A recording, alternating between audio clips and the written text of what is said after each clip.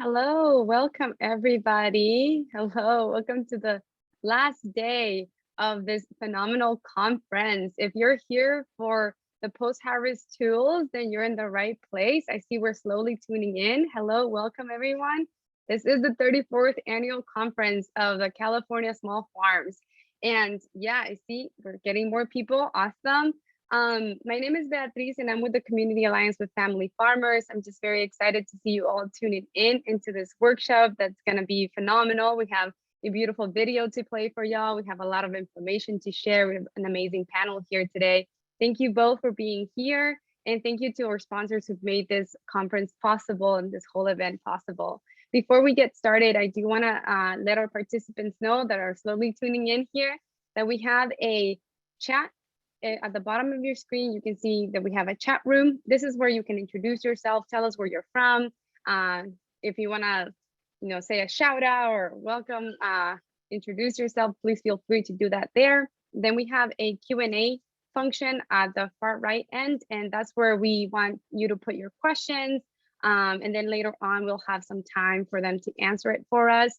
And I want to remind everyone that this is being recorded, and hopefully we'll put it on our YouTube page and you can come and revisit it.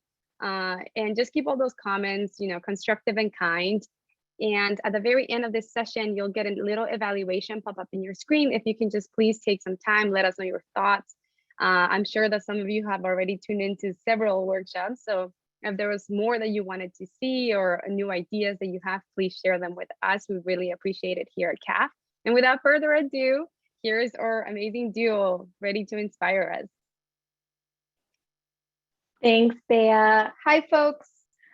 My name's Grace, and I'm going to queue up this presentation that we have to share with you, and hopefully I can get a thumbs up from Kaylee. Can you see my screen? Okay, awesome. Let's see, I'm just going to move a couple things around here. And we are ready to get started. Thanks for joining us this afternoon on the last day of the Small Farms Conference. Hopefully you all are in the right place if you're here for the post-harvest tools for small farms workshop that includes a video that Kaylee and I recorded a few months ago. We designed this workshop for small farmers who process their produce before market and need right-sized food safety tools for their operations. Since post-harvest processing presents both risks and opportunities for food safety, we will demonstrate risk reduction practices like sanitation and tools that you can utilize to reduce food safety risks and increase the quality of your products on your farm. Our goal for you is to learn directly from farmers through the video that we'll share and walk away with resources that you can use on your farm and some inspiration as you're gearing up for a new year. We'll start off with some brief introductions here. As I said, my name is Grace. I am the Farmer Services Program Manager at CAF. I have experience farming in both Georgia and Colorado and got a master's degree in community development from UC Davis. At CAF, I provide lots of one-on-one technical assistance related to food safety to farmers across the state, and I am currently based in Sonora. I'm going to pass it off to Kaylee now to introduce herself. Hi, folks. Thanks for joining us today. My name's Kaylee. I'm the Farmer Services Director here at CAF. And one main part of our team, the work that we do, is the food safety technical assistance on the Farmer Services team. I've got a background in organic vegetable farming, co-ran a 20-acre organic vegetable farm with the large CSA for a number of years, and also went to UC Berkeley for a public health degree. I also have a small side flower business and farm right now called Seed and Gather. So yeah, happy to have you here and can't wait to show you some of these new tools and what we have in the video. And Grace gave a little bit of an intro already, but CAF, Community Alliance with Family Farmers, we're a nonprofit organization that's been around for over 40 years in California. We build sustainable food and farming systems through policy advocacy and on-the-ground programs that create more resilient family farms, communities, and ecosystems. If this is the first event of the week of the conference that you've tuned into, it might be helpful for you to hear kind of and see the layout of our organization. We have 4 main program areas. We have the farmer services, farm to market, ecological farming, and policy advocacy. Within farmer services, Grace, myself, and 2 other team members provide farmers different services in technology, food safety, and wildfire right now. Thanks, Kaylee.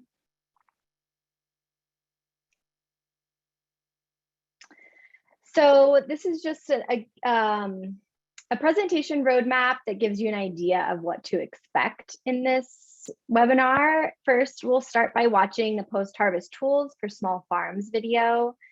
Then we'll share the document that contains all of the resources that were mentioned in the video as kind of a take-home resource that you can use to purchase any of the products that were mentioned or to just do more research about them if you're considering them for your farm.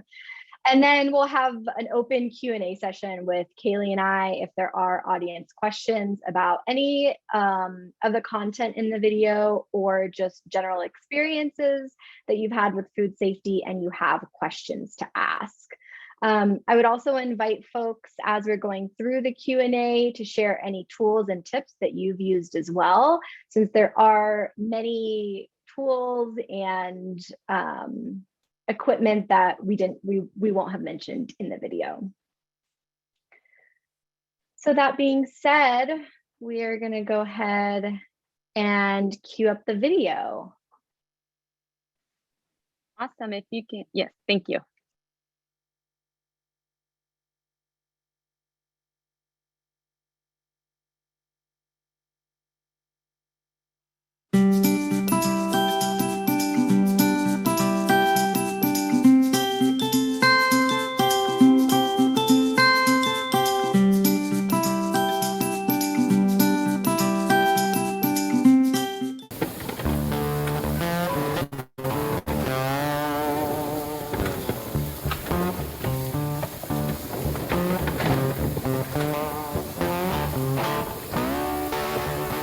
Hi, I'm Grace and I work with Community Alliance with Family Farmers. I am the Farmer Services Coordinator and work with farmers on food safety technical assistance. Today, I'm going to be showing a demonstration about how to clean and sanitize your tools in a couple of different ways. The first way we have here is using a 3-step cleaning and sanitation process. In the first larger bucket here, we have pre-mixed a soap and water solution using this soap and some water. In the second bucket, we just have plain water, and we are going to use this to rinse off the soap and any remaining organic matter from our tools. And then in this third bucket, we have pre-measured 3 gallons of water, and we're going to mix bleach in here right now. And this will be the final sanitation step of the demonstration. To prepare the sanitizer solution with bleach, I'm going to read the label on the back of my Clorox bleach container. This is Clorox germicidal bleach. And to sanitize food contact surfaces, I'm going to mix 2 teaspoons of bleach per 1 gallon of water. So knowing those instructions and that we've pre-measured 3 gallons of water into this container, I'm going to measure 6 teaspoons or 2 tablespoons of bleach and pour it into the water.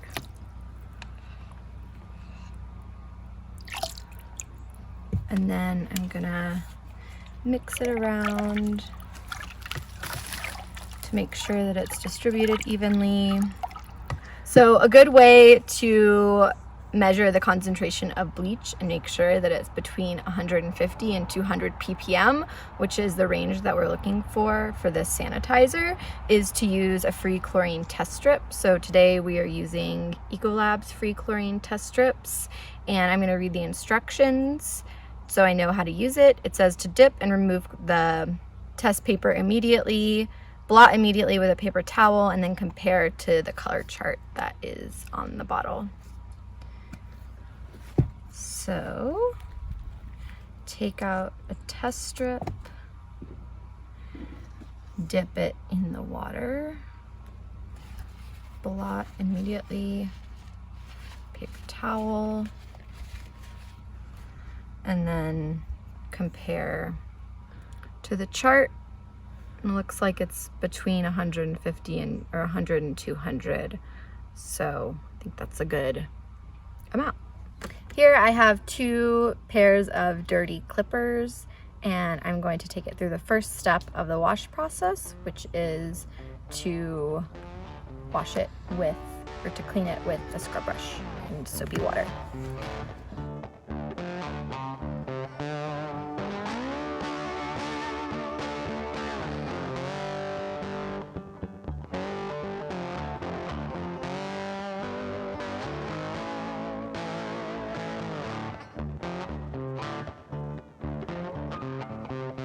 Second step is to rinse it in water to remove any soap or soil.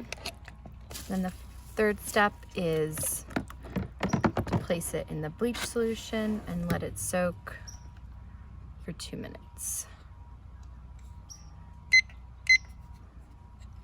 Start my timer.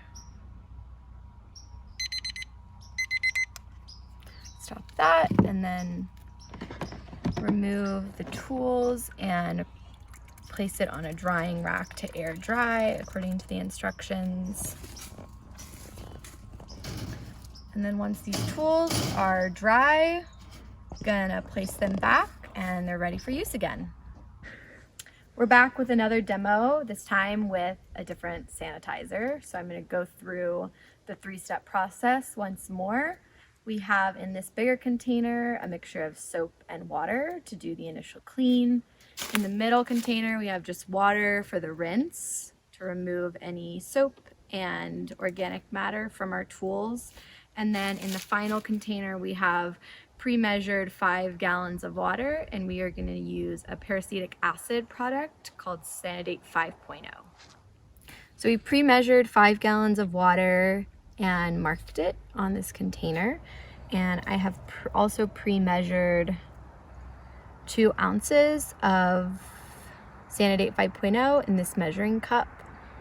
So it's about 2 ounces per 5 gallons of water is the concentration that we're going for.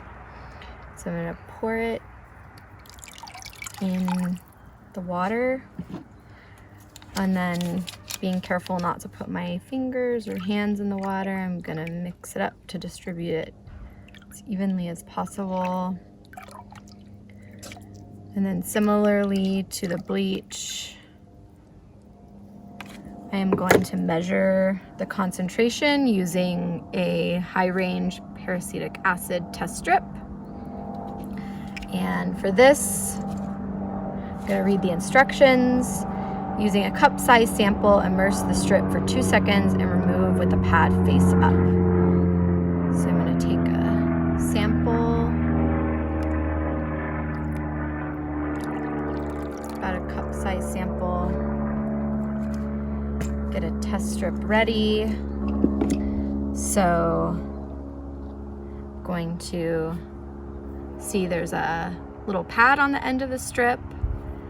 Going to immerse the strip for 1, 2, take out with the pad face up, wait 10 seconds and compare to the color chart.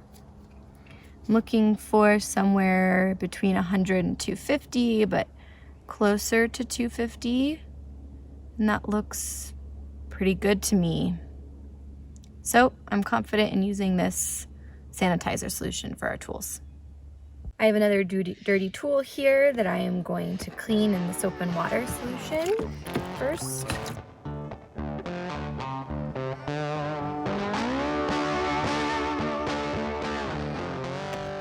Gonna dunk it in the water to rinse off any excess soap and organic matter. And then finally, I'm going to submerge it in Sanidate 5.0 solution and start my timer for 1 minute because that is what the instructions say to do. For the 1 minute. So I'm gonna take the tool out, and according to the instructions, I'm going to let it air dry. And again, once it's completely dry, I'm going to put it back and it's ready for use. Lastly, we have a 1 gallon spray bottle, pressurized spray bottle. This sanitizing process is maybe particularly helpful for larger tools that might not fit nicely in one of these buckets. So in my 1 gallon spray bottle, I'm going to add bleach, the same bleach that we used in the previous video. Since it's 1 gallon, I am going to use a teaspoon measure and measure 2 teaspoons in this gallon of water.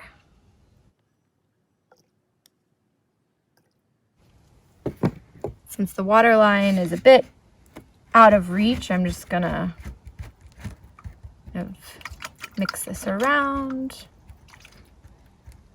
but not too vigorously because I don't want it to splash back in my face.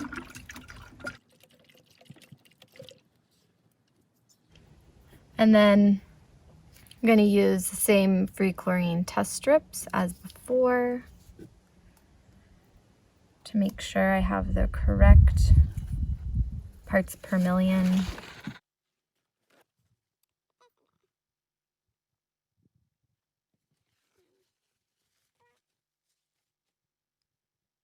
And looks to me like it's between 100 and 200. So I'm comfortable using it as is. With larger pieces of equipment like this hoe, the dunking method might not be the most convenient. So I'm gonna show another way of cleaning and sanitizing larger pieces of equipment like this that you might use on your farm. So starting with the cleaning process, I have soap and the scrub brush. I'm going to apply soap to the scrub brush.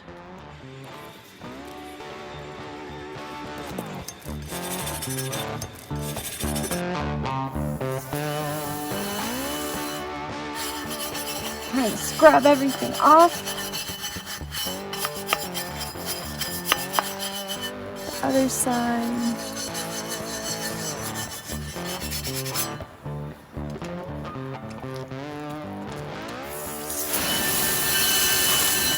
Rinsing it off, imitating that second step of the wash process.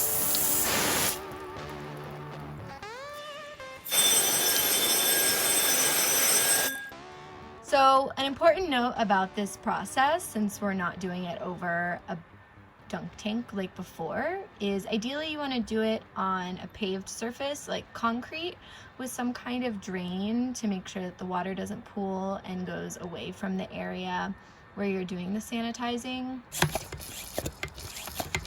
For the next step, we are going to use our spray bottle, our pressurized spray bottle, which I'm pumping now, and apply sanitizer to the tool. So I'm going to spray the surface of the tool, the back side of the tool,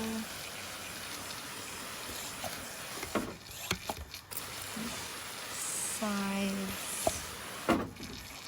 making sure to cover it completely.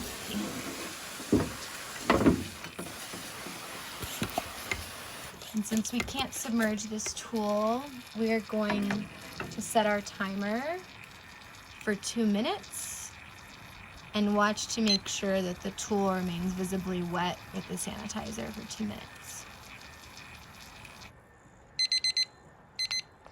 So at this point, I've watched to make sure that the surface is untouched and wet for 2 minutes, and now it will continue to air dry, and then we'll be able to use it. My name is Brianna Eisenhut. We're at Stone's Throw Farm, which I own and operate with my husband, and we're taking a look at our Electrolux Greens dryer. It's a spinner, and the reason we bought it is that it's made with all food grade plastics, and then the barrel is stainless steel, which can be sanitized, and the plastic can too. And then the design is such that it reduces like the cupping feature of like a lettuce leaf will cup and hold the water in as it's spinning. So with this graded shape, it knocks the lettuces down as they're riding up the side of the wall. They flop back down in and dump the water out. It works most of the time. You end up bruising it a little less because it spins at a slower rate, so it doesn't have as much pressure of all the leaves stacking on each other, and then the one in the back is getting like smashed. So it's designed for this. It's a great product. It isn't entirely different from a modified washing machine, except for the sanitation feature, which was a big deal for us in how much of our operation is cut greens. So I'm going to turn it on.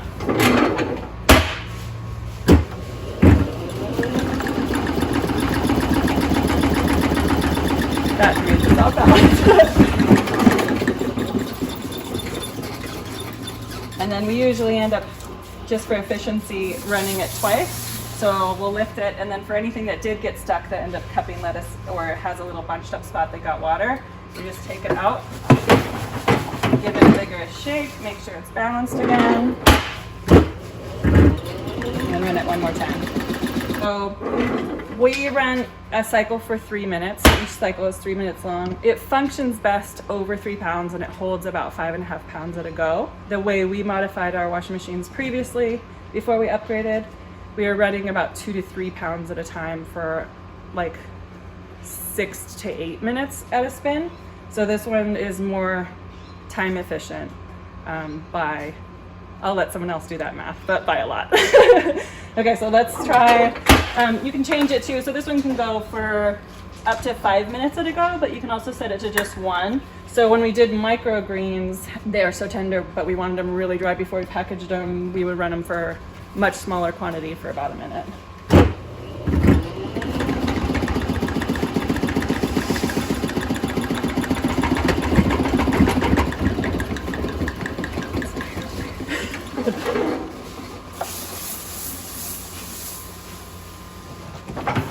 Yeah, and then you can see it's like really nice and dry. You don't have any petals anywhere in the leaf, which just helps with shelf life, stability, and then also not having, you know, moisture in dark places with organic material, which is a great place for bacteria. You can process up to like, I think our biggest harvest day has been like 210 in a day. Up to 300 in a day. In a day? Okay, so somewhere between 100 to 300 pounds we'll process. And then we'll get our heavy duty, high pressure hose and just take out any green material. So like full sized, you know, actually not that full size. So oftentimes there's little tidbits like little chunks of leaf at the bottom. So just hose it all the way out. And then it has a little catchment. So these are supposed to be used in a restaurant. So it catches and then will funnel the water like to your drain hole. And sometimes it also catches leaves. So I just like to spray like all the little nooks and crannies out.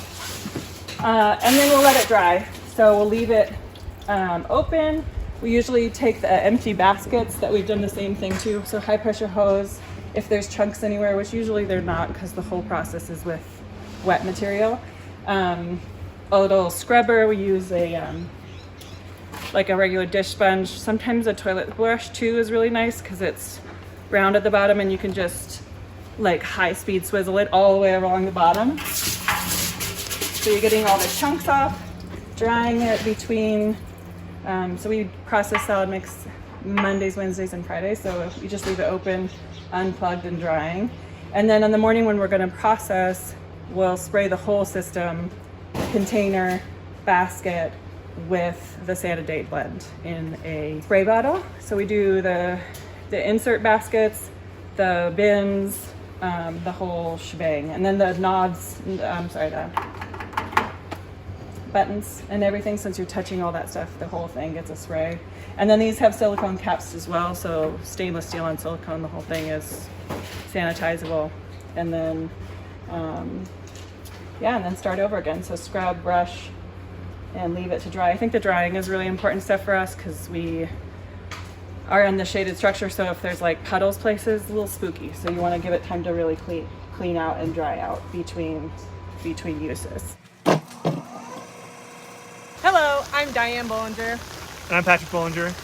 And we own and operate Foothill Roots Farm in Meadow Vista, California. We've been farming here in Meadow Vista since 2013, and we grow mixed vegetables for farm stand, wholesale, and CSA. This is our barrel root washer that we made. We utilize it for washing bulk roots like carrots and beets and storage radishes primarily. We use it for fall stuff that we're bringing in and putting into the cooler for our winter CSA share and winter markets. We built it out of wood and culvert pipe with a motor up here that has a gear reducer to slow it down. And then this is just a piece of copper pipe with some 16-inch holes drilled in it to spray some water on the roots.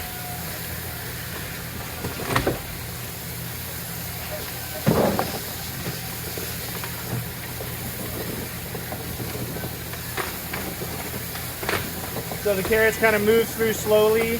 It's a little bit on an incline so that they roll out the back, but we actually end up having to hold them back a little bit.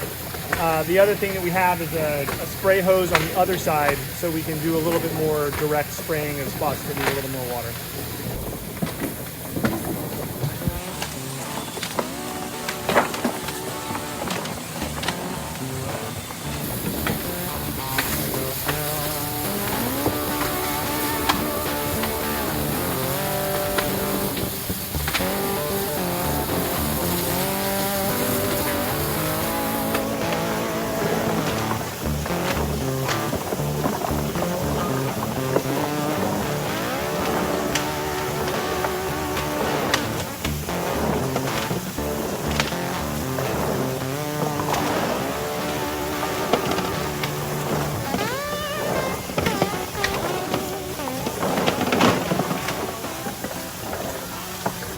The thing that we found about using this is that it works better as a batch washer than as a continuous washer. So once one crate is thoroughly clean, we use our custom-made carrots pushing hoe to push them out into the waiting crate. And another thing that's just happening right now is I wish it was actually, it usually sprays a little bit over here, and we have a union fitting right here so that we can adjust the actual angle of where the spray hits on the barrel.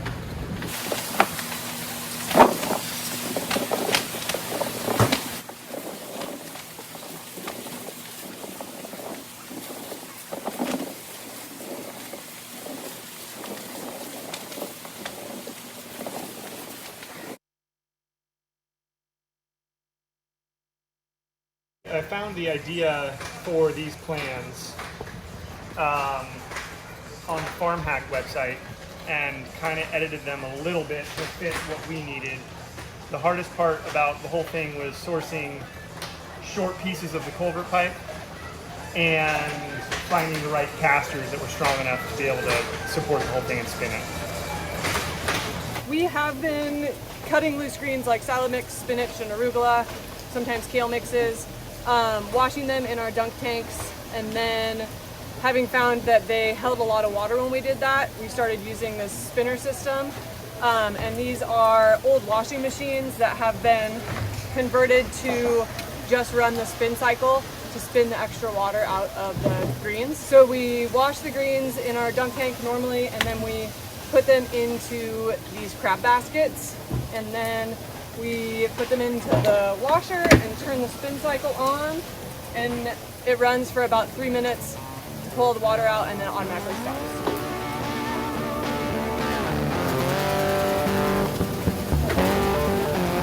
So what we found out was that the washing machines that we could use had to be Maytag brand, and then we found instructions on YouTube on how to hack the machine. After we've run things through the root washer, or pretty much anything that's coming in from the field, they come in from the field in these crates, and then once we wash them, we load them into these blue totes, which really helps with humidity control in the refrigerator, as well as us being able to clean the totes. We can clean them and sanitize them, and then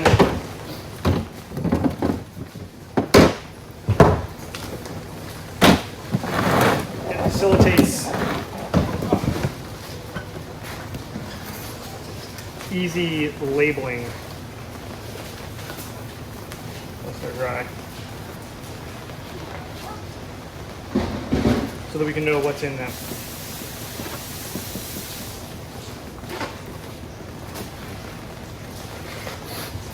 And we just use a liquid chalk marker, and it wipes right off so that we can reuse them and keep things up to date and cooler.